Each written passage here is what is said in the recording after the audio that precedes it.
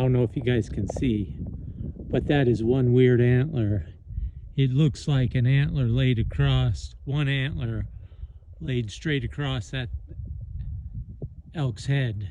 But he only has one antler, but he's some type of freak, the one in the middle. Really weird.